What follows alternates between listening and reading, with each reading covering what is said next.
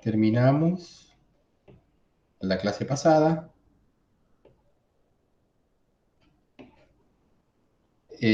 Bueno, habíamos llegado a partir de D'Alembert, haciendo una serie de cuentas, justificado esto. Ahí. No, precisamente eso es lo que no tenemos. Menos la derivada con respecto al tiempo de Q sub I es igual a Q grande I. Q grande I era la fuerza generalizada. Y la fuerza generalizada, uno la definía, ¿se acuerdan como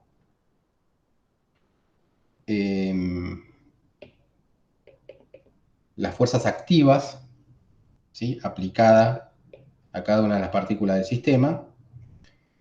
Vamos a llamar J al índice para recorrer las partículas del sistema por la derivada de J con respecto a Q sub I. Ahí hay una suma implícita sobre J, sobre todas las partículas del sistema, ¿sí? Y el I está numerado según las coordenadas libres que hay en las coordenadas, los grados de libertad que hay en el sistema.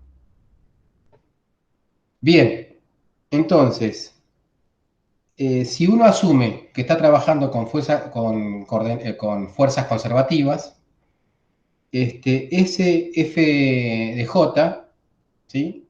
Proviene de un cierto potencial B, por lo tanto va a ser igual a menos la derivada de B con respecto al desplazamiento de las partículas, RJ, ¿sí? Es la definición de un potencial conservativo, ¿ok? Eso es un gradiente, ¿ok? Pero sobre la coordenada J. Entonces, como este B solamente depende, en principio, de las coordenadas, y también podría depender del tiempo, fíjense que aquí, aplicando la regla de la cadena, acá tenemos una regla de la cadena, esto queda igual a menos la derivada de B con respecto a Q sub I.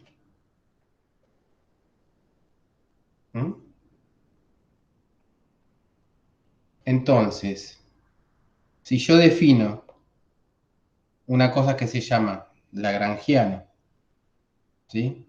Que es una función que depende de las coordenadas generalizadas, de las velocidades generalizadas y del tiempo, como la energía cinética menos el potencial, fíjense que si yo reemplazo acá, en donde aparece el Q sub I, lo reemplazo por lo que obtuve, que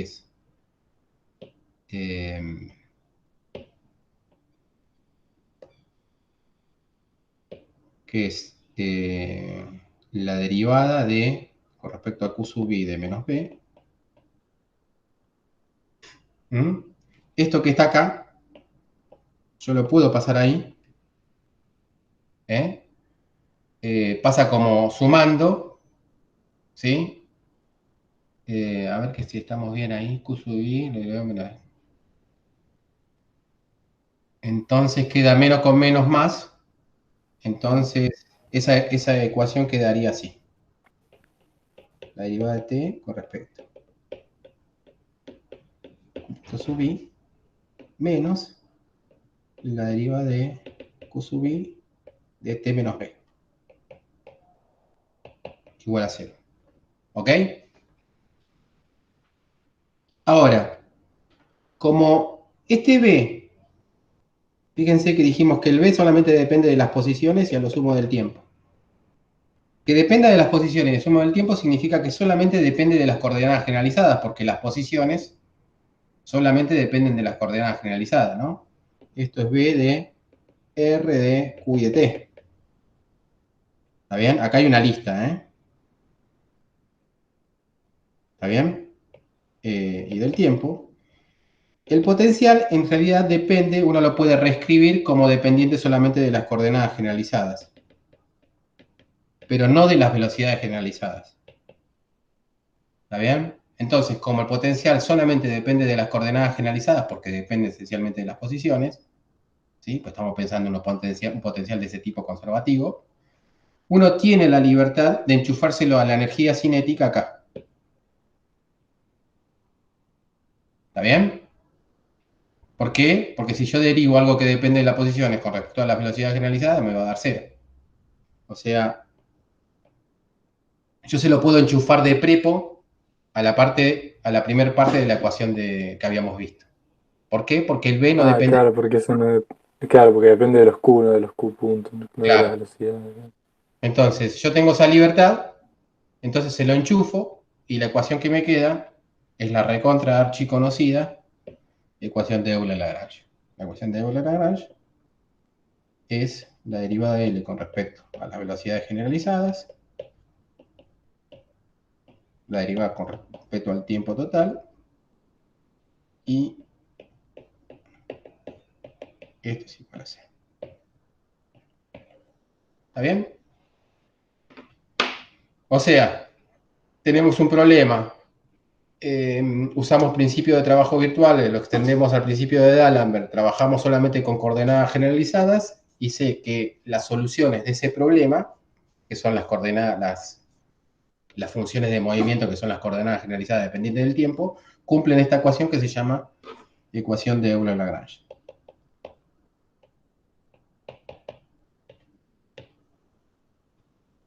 ¿Ok? Y eso terminaría el tema de la clase pasada.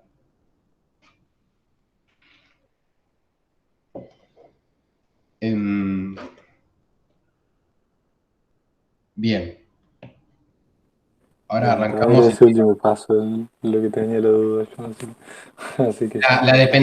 dependencia del potencial en las posiciones nada más hace que se resuelva ese problemita que vos tenías la duda, Claro, Iván. claro, Ok. tal cual. Vayamos ahora entonces a,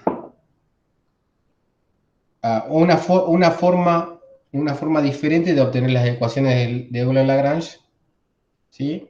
O sea, nosotros obtenemos las ecuaciones de Euler-Lagrange, lo obtuvimos a partir de lo que se llama el principio de D'Alembert.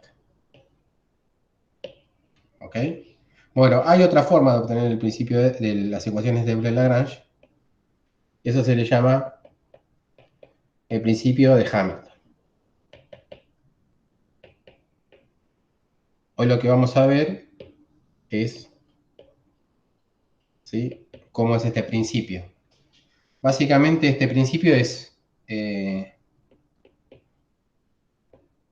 lo que se llama un principio variacional. ¿Sí? Y para entender lo que es un principio variacional, uno lo que tiene que hacer es entender primero lo que son las funcionales.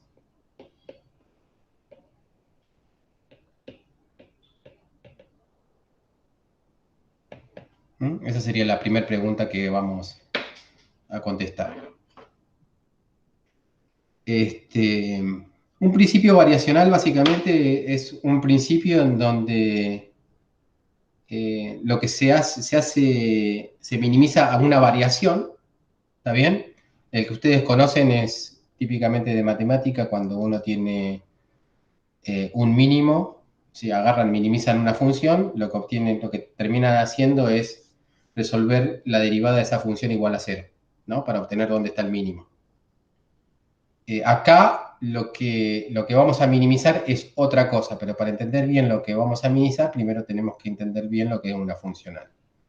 Y básicamente eh, una funcional, a diferencia de lo que es una función come un número y escupe un número, ¿no? No, en realidad está mal dicho. Iba a decir otra cosa, pero bueno, queda peor. Toma un número y lo escupe. Eso es una función. ¿Ok? Una funcional lo que hace es toma una función y escupe un número. ¿Sí? O sea, función, número.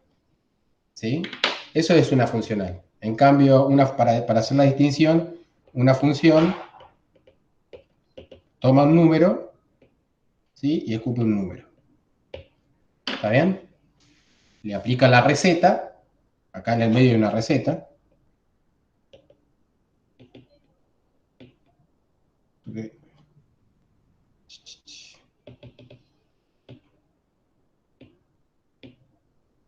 ¿Mm?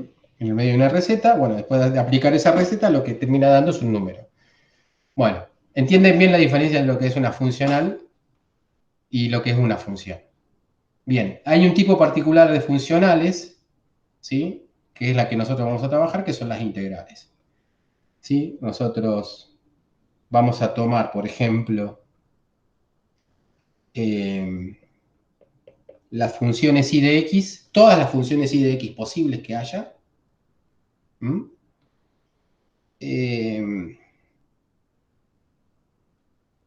que tengan un valor definido en x1 y un valor definido en x2. ¿Está bien? Estos van a llamarse fijos, o sea, son números que están fijados. ¿Ok? Vamos a agarrar todas las funciones, por ejemplo, vamos a trabajar con un ejemplo. Supónganse que el i1 valga 1 y el i2 valga 10. ¿Sí? O sea, de todas las funciones que existen, nosotros vamos a elegir aquellas cuyo... Y el x1, perdón, y acá tendríamos que haber puesto también, el x1 tiene que tener un valor fijo, que es, yo qué sé, voy a poner 0 y 1. Es para dar un ejemplo, para más o menos entender de qué se trata. O sea, de todas las funciones que existen y de x, estamos hablando en una dimensión, vamos a tomar aquellas que tienen en x1 igual a 0 un valor 1 y en x2 igual a 1 un valor 10. ¿Ok? Hay un montón de funciones que tienen esa característica. ¿Mm? Simplemente uno lo que hace es, en 0 toma el valor 1 y en 10 toma el valor, perdón, y en 1 toma el valor 10. ¿Mm? Y acá tenemos varias funciones, ¿no? Primero la recta esta, después tenemos esta, tenemos esta, suponiendo que es una función, tenemos esta, ¿está bien? Hay varias funciones. Una funcional lo que va a hacer es agarrar a cada una de esas funciones y le va a asignar un número de una manera. Nosotros se lo vamos a asignar a través de una integral. Esa integral va a ser esta. O sea, vamos a tomar esto es x, esto es y, entonces va a ser una integral, ¿sí? En x, que va a ir desde el x1 hasta el x2, en nuestro caso particular el x1 es 0, el x2 es 1, ¿está bien? Y el integrando va a ser cierta función, f, no es el f de x, este f es una función más general, para eso usamos el i de x, que va a ser una función de i, i' y x. ¿Está bien? Esta función está definida por nuestro problema particular. Ahora vamos a dar un ejemplo. Y las i serían la función que es el argumento, por así decirlo, del funcional. Claro, sería la función. En este caso serían, fíjate que acá tenés varias i's en el gráfico, ¿no? Ahí grafiqué 5. ¿Está bien? Claro, Pero son sería infinitas. cada uno de esos. Son infinitas que cumplen esa condición que podríamos llamarla de extremos fijos, ¿sí? Y por cada una de esas funciones y este resultado de la integral da un número. Mm. Ese es el número que corresponde a cada una de esas funciones y. ¿Está bien? Eso sería una funcional particular escrita en forma de integral. ¿Sí? Las integrales son un ejemplo típico de algo que come función y escupe el número, ¿no? Este, vamos a ver unos ejemplos para que quede claro. Una funcional típica es la distancia. No sé si se dice distancia, pero bueno, distancia. La distancia sería, si estamos en X y Y, ¿sí? Y tomamos alguna función, y de X, la distancia es la distancia de la curva. Acá, para que sea más claro, es distancia de la curva. ¿Ok? Entonces, mi integral, la y, sería básicamente la integral entre los puntos 1 y 2 de diferencial de S, ¿no? ¿Ok? Ahora, yo lo que tengo que hacer es, para encontrar cuál es el integrando, según la formulita que yo escribí acá arriba,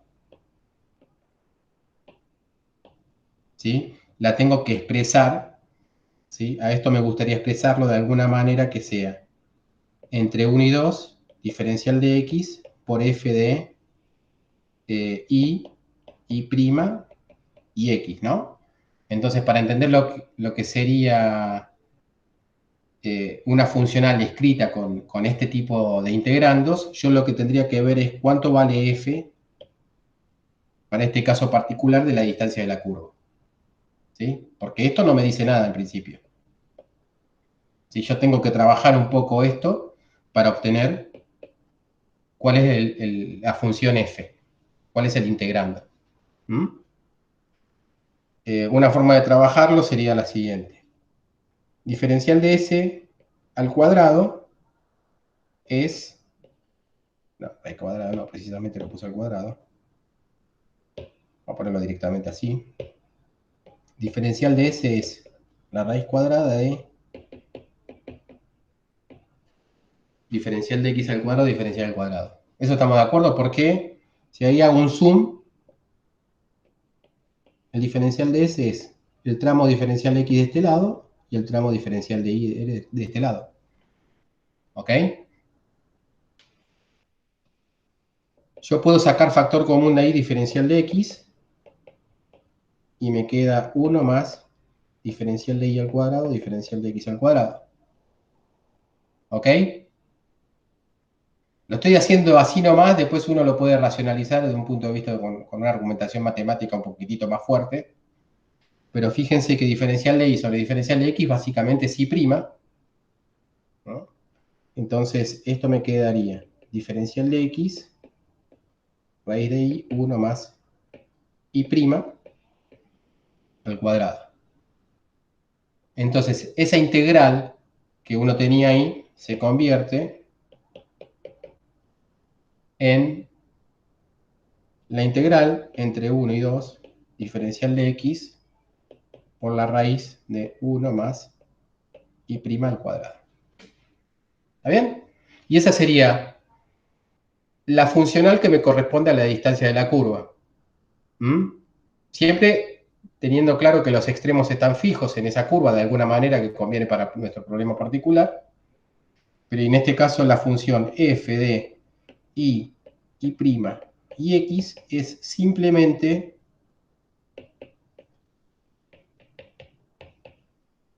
raíz de 1 más y' al cuadrado. ¿Se entendió? ¿Sí? Fíjate Sí, que sí, sí. se llevó eh, esa forma, ¿sí? Esa forma conocida de que es la curva, el diferencial de ese, algo que nosotros queríamos y obtuvimos eso. Mm. Bien, ¿Por qué ponemos el dx antes de la función en la integral? Siento que me va a confundir eso en algún el momento. diferencial Ahora de no, ese, pero... acordate, no es el diferencial X. El diferencial No, de ese, no, ya sé, ya sé. Te digo, ¿por qué cuando pusiste ahí cómo sería la funcional, pusiste primero el diferencial x y después la función? No, siempre porque lo suele definí poner... así simplemente. Fíjate cómo está definido acá. Claro. ¿sí? El diferencial X es sobre qué variable estás integrando. Sí, sí, sí. Pues es la No lo, costumbre. no lo metes dentro de la Sí, función, simplemente te dice, ¿sí? El pasito de integración, nada más. claro, Eh, lo está bien, llevé a esa forma, nada más. claro. Sí, no, es por la costumbre de que el diferencial siempre esté después de la función, entonces yo siempre me hice la idea que ahí se Ah, porque está termina. atrás o adelante. Claro, sí, no, es por eso. Uno paga, por eso. Este, no, puede estar en cualquier lado. Siempre que sepa qué es lo que Sí, estás haciendo, puede estar en cualquier lado. claro, sí, por eso. Bien, fíjense que un problema sensato podría ser, más allá de que sepamos las soluciones, es de todas las curvas que hay entre esos dos puntos, ¿cuál es la curva que minimiza la distancia? ¿Sí? O sea, yo puedo tener varias curvas. Esta, ¿está bien? De todas esas, ¿cuál es la curva que minimiza la distancia? Entonces yo, el procedimiento que tendría que hacer es minimizo esa funcional que se llama distancia de la curva y obtengo la solución. ¿Ok? Ese sería un problema que uno puede atacar con lo que vamos a ver ahora. Otro problema que uno puede atacar, obviamente ya sabemos la respuesta a esa pregunta es esta curva. ¿Está bien? Eso es la recta, ¿sí? La distancia más corta entre dos puntos es una recta en lo que yo conocemos como espacio euclídeo, ¿no? Así que uno va a encontrar ahora una formulación matemática que permita resolver ese problema de una manera más o menos sencilla. O por lo menos controlar que lo que uno prevé como solución es solución, ¿sí? Al problema. Eh, bueno, veamos otra funcional. Otra funcional sería el tiempo de recorrido. Otra funcional, por ejemplo, estoy dando quizás las más importantes, ¿eh? Tiempo de recorrido. Supongamos que tenemos de vuelta X e Y, ¿sí? Y tengamos dos puntos fijos, ¿sí? Y las curvas que nosotros graficamos, ¿sí? Entre esos dos puntos, son curvas que tienen su recorrido en el tiempo y uno lo que mide es el tiempo que tarda de ir desde ese punto inicial a ese punto final. ¿Ok? Por lo tanto, lo que uno tendría que eh, tener como información para poder realizar el problema es la velocidad,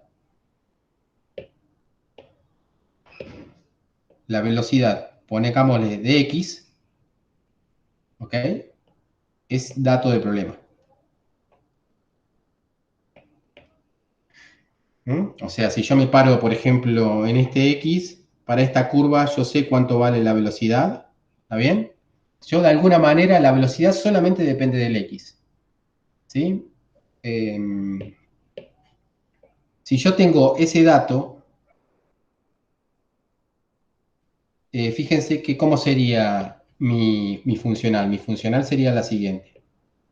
Entre 1 y 2 y sería diferencial de t, ¿no? Porque yo lo que estoy contabilizando ahí es el tiempo de cada tramo. Ahora, el tiempo de cada tramo, yo sé que la velocidad es igual a la diferencial de S sobre diferencial de t, ¿ok? Por lo tanto, de acá despejo diferencial de t y lo que me va a quedar es la integral entre 1 y 2 de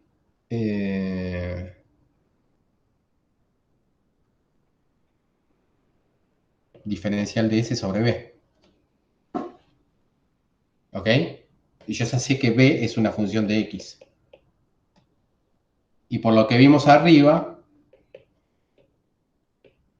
el diferencial de S es diferencial de X la raíz de 1 más y' al cuadrado sobre la velocidad de x.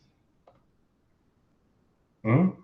Y está claro que todo esto que está acá es lo que sería ahora mi función de y' y x. ¿Ok?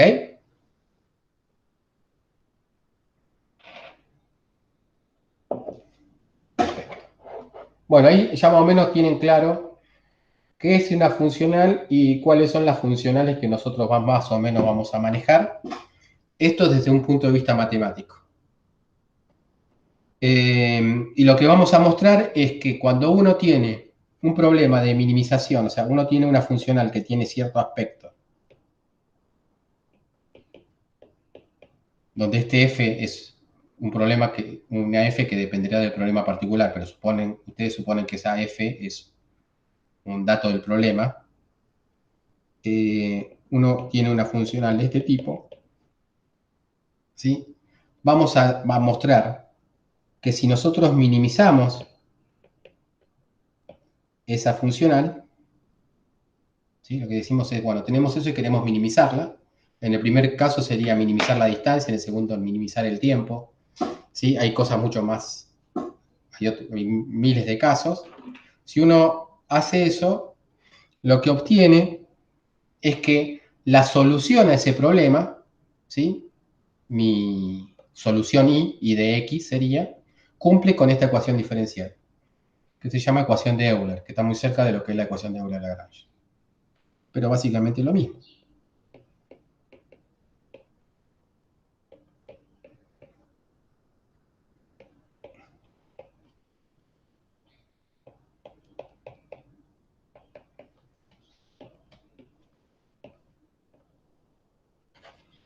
¿Está bien?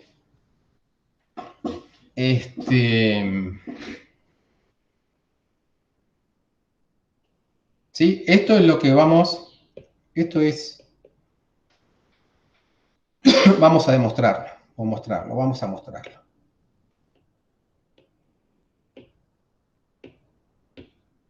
¿Sí? Pero de acá lo más interesante no es la demostración, ¿sí? Que minimizando esa funcional uno muestra que para que se minimice se tiene que cumplir esta ecuación diferencial, o sea que el i solución cumple con esta ecuación diferencial. ¿Está bien? Ese sería. Lo más importante de todo acá es que cuando uno ya tiene el problema un poco bien planteado, ya sabe cuál es la ecuación diferencial automáticamente. Tener el problema bien planteado es conocer f. ¿Sí? Cuando uno tiene el problema bien planteado, ya sabe cuál es la ecuación diferencial que tiene que cumplir la solución, que minimiza esa funcional. ¿Mm? Uno... Eh,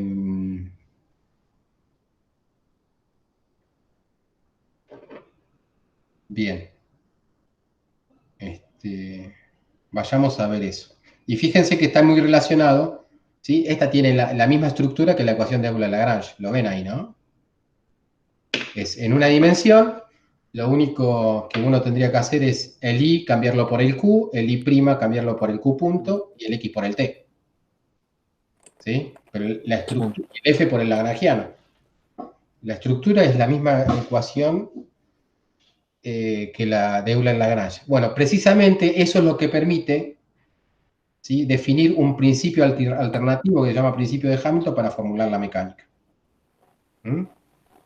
Que eso es lo que vamos a hablar una vez que mostremos cómo a partir de la minimización de esa funcional se obtiene esa ecuación que se llama ecuación de Euler, creo, nada más. ¿Sí? La Euler-Lagrange porque le metemos lagrangiano, nada más. Creo. Bueno, vamos a mostrarlo eso. La demostración es importante en el sentido de que nos permite más aclarar qué es lo que estamos haciendo. Lo que estamos haciendo, vamos a hacer demostración. Lo que estamos haciendo es decir que de entre todas las funciones, ¿sí?, posibles, que son las I de X, existe una que se va a llamar I barra de X, que es la solución al problema, y todas las otras funciones serían una variación, uno lo puede pensar como una variación a la solución real del problema. Y esa variación uno la podía especificar de esta manera. Este es un epsilon, que es un parámetro que sirve para hacer esas variaciones infinitesimales. ¿Está bien? O sea, este epsilon uno puede pensar como un número que es mucho menor que 1. ¿Ok? Esta sería la solución a nuestro problema. La nombramos con la barrita y barra. Esta sería cualquier función.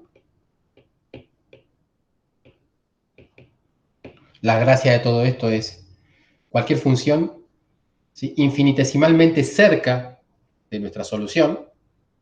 ¿Ok? Vamos a poner cualquier función cercana.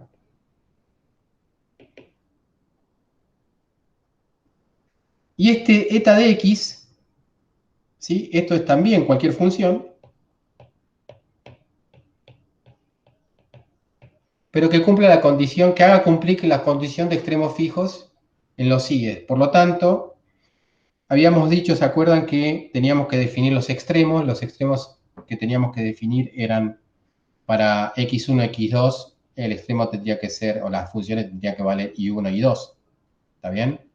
O sea, tanto y, cualquier función, como la solución misma, tiene que valer un número determinado, que es el i1, y lo mismo para el x2.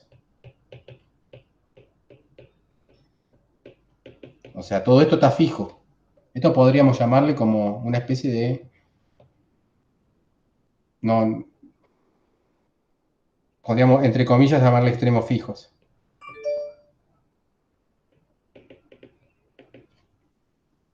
¿Está bien? Eso hace que la función esta de prueba, eta de x, valga, a ver, entonces, ¿cuánto vale eta de x1?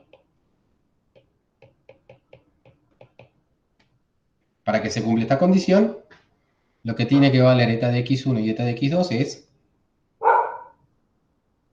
Y 1 y 2, lo que tiene que valer. Cero sería. ¿Está bien? Porque ya el i1 y 2 se cumple con esta parte. Claro. ¿Está bien? Entonces no te queda otra que el eta de x1 y el eta de x2 sea 0. ¿Está bien? Entonces, el eta puede ser cualquier función que tenga valor 0 en los extremos. ¿Mm? Y el epsilon es lo que dice, lo que nos dice de alguna manera es que las soluciones, la verdadera y las que yo estoy testeando, que son las I de x, están infinitamente cerca. ¿Está bien? O muy cercanas.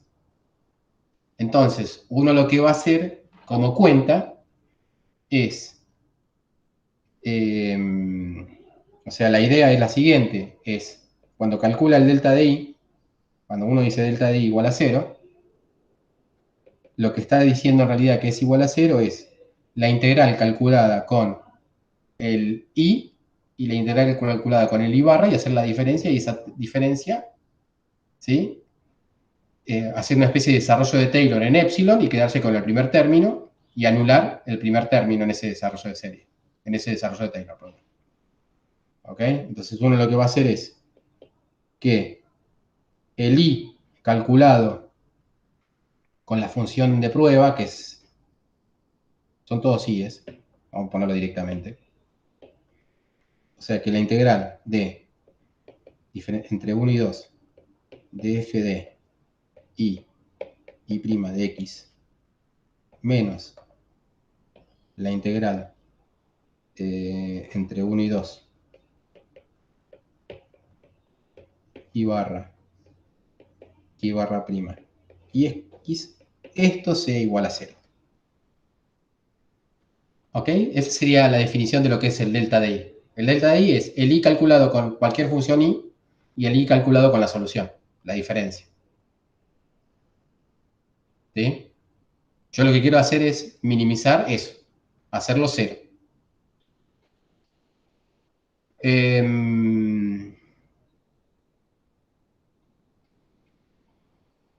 Obviamente, yo ese cálculo no lo puedo hacer, el I barra, porque precisamente es lo que estoy buscando, ¿está bien?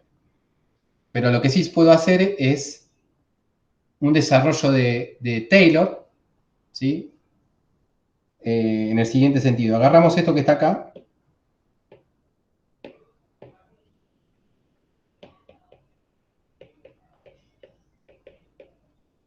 Y a eso lo vamos a escribir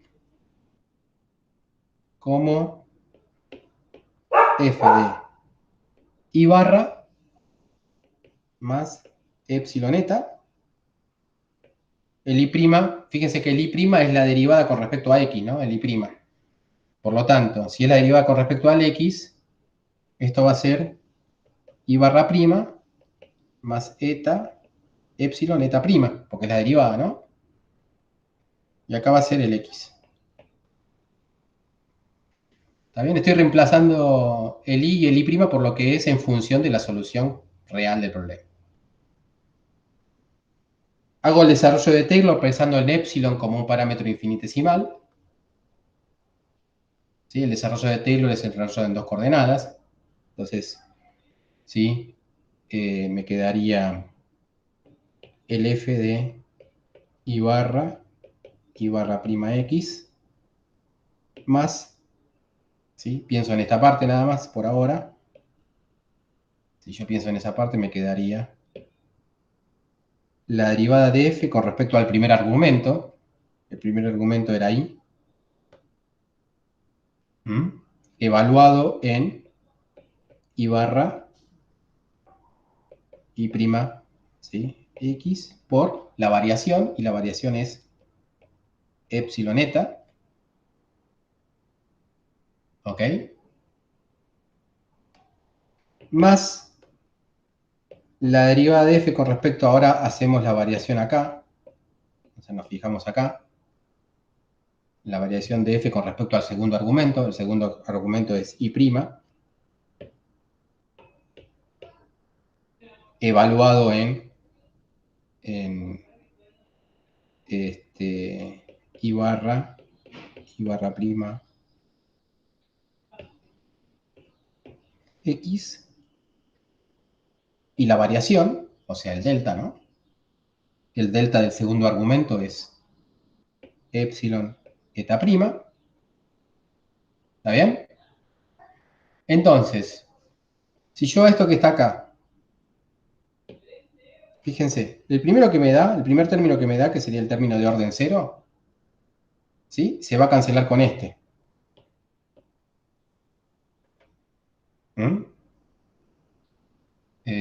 A ver, lo voy a poner con otro color.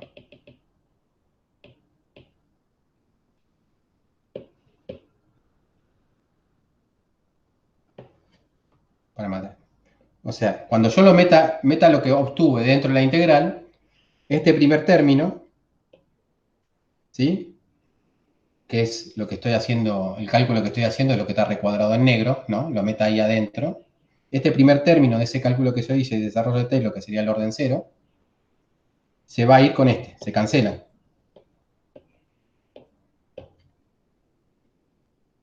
¿No?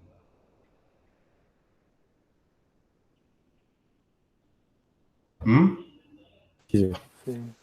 ¿Lo ven a eso? Bueno, entonces lo único que tendría que hacer es la integral de esos 12 términos que me quedaron ahí. O sea que el resultado de delta de i... Ah, otra cosa, acá hay términos, si quieren, que siguen, que van con epsilon al cuadrado. ¿Está bien?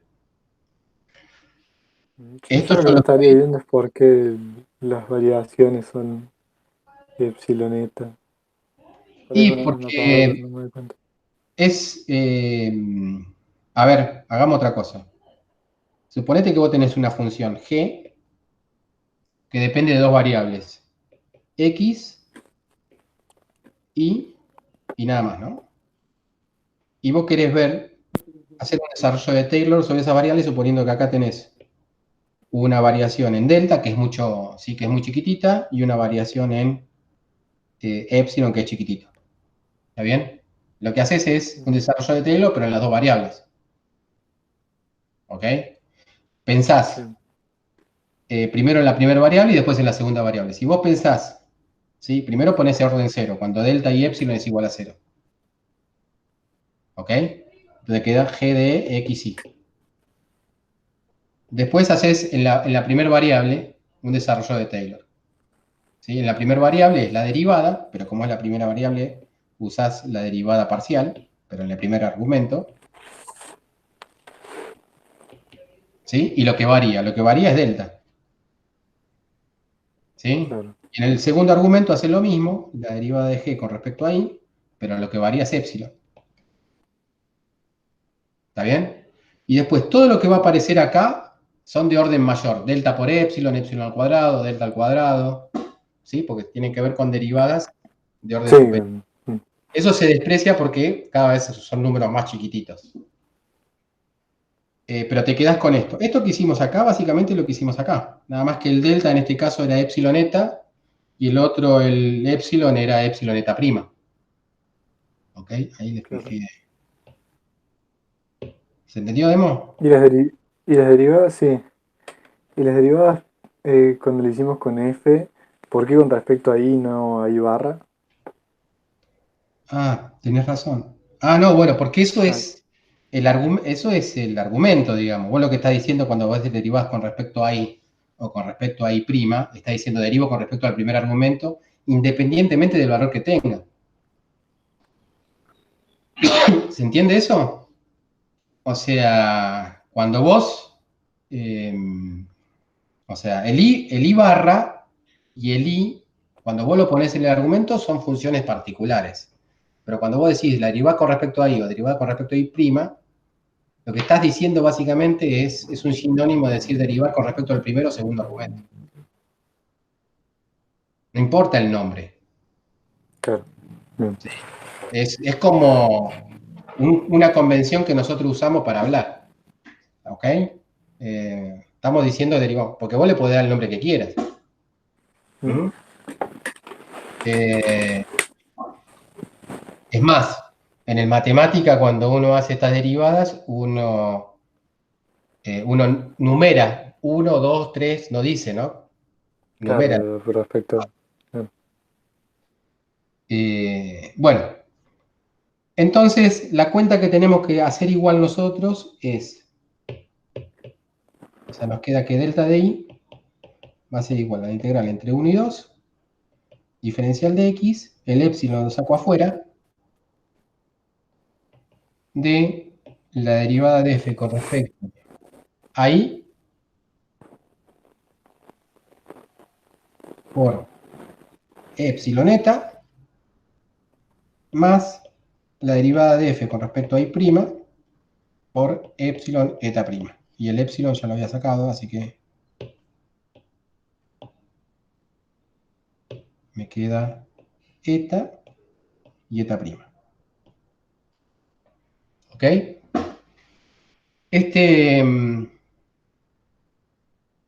Bueno, acá voy a hacer un truquito.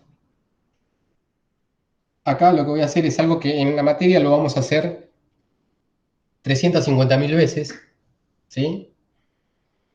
¿Qué es? Esto que aparece acá como eta prima, y lo vamos a reescribir como la derivada de eta con respecto a x. ¿Está bien? Esta derivada que aparece acá la vamos a sacar afuera. ¿Mm? Eso va a ser igual a derivo todo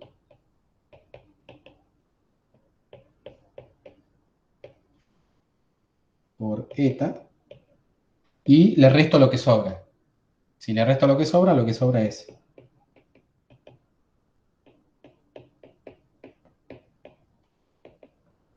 ¿Está bien? Fíjense que si yo hago la cuenta de la izquierda, me llego a la derecha.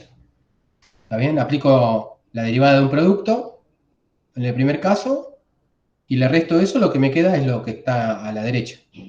¿Se entiende? Fundamental ese paso y lo vamos a ver, lo vamos a usar muy mucho. ¿Sí? Básicamente eso, cuando uno habla de eliminar términos superficiales, se refiere a eso. Ahora vamos a ver por qué se eliminan, pero se entiende esa cuenta, ¿no?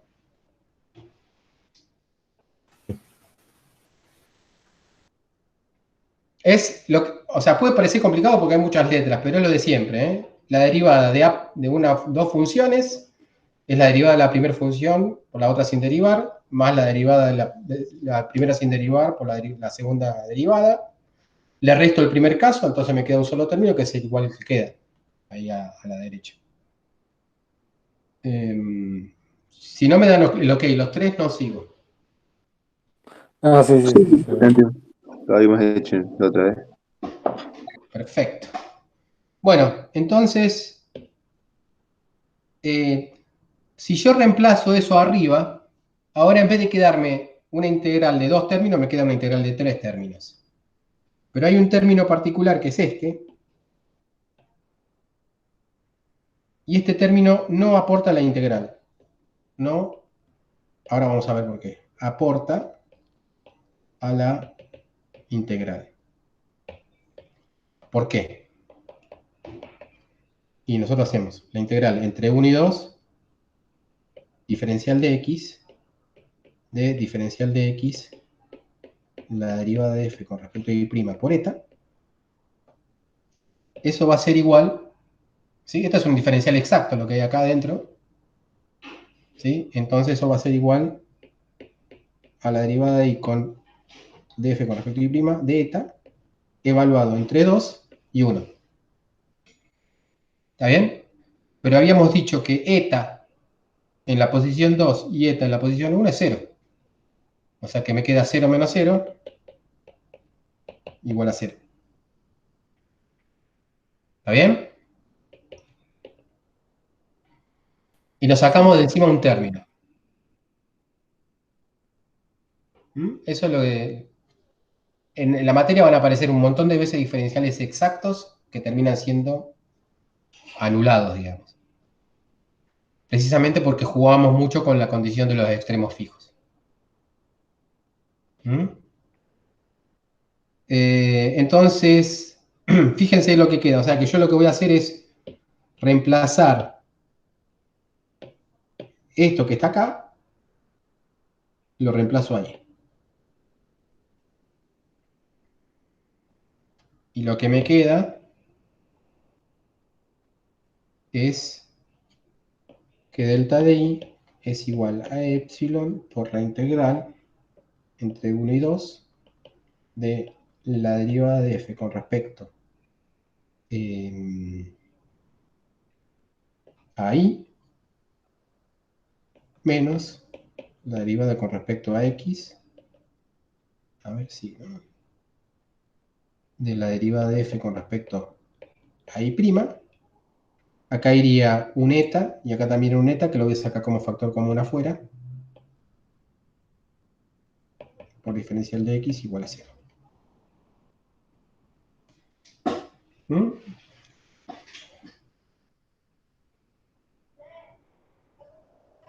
¿Mm? ¿Sí? Ya el eta dejó de estar derivado, entonces me queda eso. ¿Está?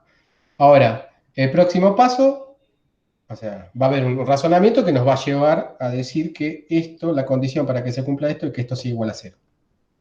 ¿Está bien? Si bien esto es muy chiquitito, es arbitrario, ¿sí? Entonces, la condición de que esto sea igual a 0 para todo x perteneciente al intervalo, o sea, yo tendría que justificar esto que estoy diciendo, ¿no?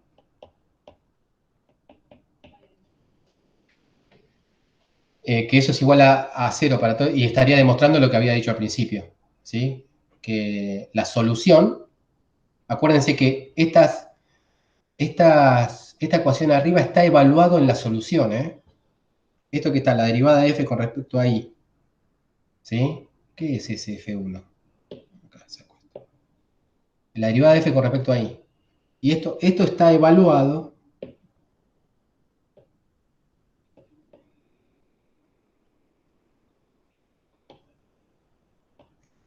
Tiene que ver con esto, ¿no?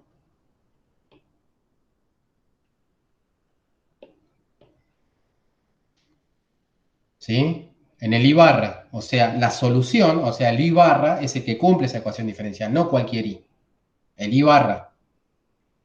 Entonces, esa es la ecuación diferencial que tiene que cumplir la solución. Entonces, vamos a mostrar por qué, ¿sí? El hecho de que este delta I sea igual a 0 lleva a que se cumpla eso que está entre corchetes. En principio no se tendría que cumplir, porque simplemente es el integrando. Ustedes saben que si yo tengo la integral de cierto, ¿no? De cierto integrando igual a 0, eso significa automáticamente que el integrando sea igual a 0. ¿Está bien? O sea, está claro que si el integrando es igual a 0, se cumple. Pero también hay integrandos que no son igual a 0 que llevan a que la integral sea igual a 0. ¿Ok? Simplemente agarra un seno, por ejemplo, tiene parte positiva o parte negativa, uno lo va integrando y hay situaciones donde da 0 eso. Así que acá la clave para entender por qué el integrando tiene que hacerse 0, en realidad la parte que está entre corchetes, porque el integrando también contiene aleta, uno lo que puede hacer es tomar un eta de x, acuérdense que uno tiene la libertad de tomar el eta de x que uno quiera, ¿sí? La única condición que tenía que cumplir el eta de x es que sea 0 en los extremos. Entonces, si yo al eta de x lo tomo diferente de 0, ¿sí? Acá pónganse que esto es x1 y esto es x2. Si yo lo tomo diferente de 0 en cierto x nada más, ¿sí? Es como que de alguna manera en la integral estoy anulando el resto de la posición x y solamente hago diferente de 0 al corchete, ¿sí? En la parte de eta, lo hago solamente diferente de 0 en esa porción. Es como que el integral entre 1 y 2, ¿sí? Se reduce a la evaluación del corchete en ese lugar x. No sé si se entiende, ¿sí? Eso lo van a ver bien ahora cuando vean electro 1 con las delta de Dirac, ¿sí? Pero básicamente la idea es hacer que el eta sea diferente de 0 en una región muy localizada del espacio, ¿sí? Para que en esa región localizada del espacio se cumpla que el corchete tiene que ser igual a 0 para que se cumpla la igualdad total. Por ahora, justifiquémoslo de una manera más así grosera, de esa manera, pero eso sería la justificación matemática de por qué lo de arriba es diferente, es igual a 0 en x. Y como yo puedo tener la libertad de elegir cualquier x en el intervalo, lo que obtengo es la ecuación de Euler, que es la que me dice que es la ecuación que tiene que cumplir la solución al problema. ¿Se entendió? Lo último, quizás. Sí, lo Sí, último. la última Más o parte. menos, ¿no? La O última sea, parte. entiendo. Hagamos un ejemplo. No entiendo cómo se llega a la ecuación de Euler. O sea, va. Y claro, o sea, si vos tenés, o sea, pensá, olvídate la integral, tenés Porque hace eso. la parte que es el corchete y la parte del eta. Si este eta es diferente de 0, para que se cumpla que el producto sea igual a 0, no te queda otra que el corchete tiene que ser igual a 0. Claro, y si eso es Claro, igual a sí, sí. 0, ¿Está bien? ahí llega a Sí, 0. Entonces, sí. como vos sabes que en el resto de la integral todo va a dar 0, porque el eta va a dar 0, ¿sí? En esa parte donde eta es diferente de 0, vos obligás que a la parte que está con los corchetes sea igual a 0. Sí, ¿Está bien? sí. Tengo Esa sería la justificación así un poquitito más grosera. Si uno tuviese ya las herramientas para trabajar con la delta de Dirac, ¿sí? Que es un límite, uno podría hacerlo más directo con la delta de Dirac. Pero eso lo están recién aprendiendo en Electro 1. Bueno, bien. Ahí obtuvimos la ecuación de Euler. Así que vamos a ver cuáles serían. Bueno, ahora lo que podríamos hacer es aplicarlo a un ejemplo. Son las 9:36. Vamos a tomarnos 15 minutitos hasta las 10. ¿Sí? Y después hacemos 45 minutos. porque tengo una reunión. ¿Está bien? Dejo de grabar. Si Bueno, tienen alguna preguntita y quieren que quede grabada la preguntita, me dicen. no me va a surgir ahora una pregunta.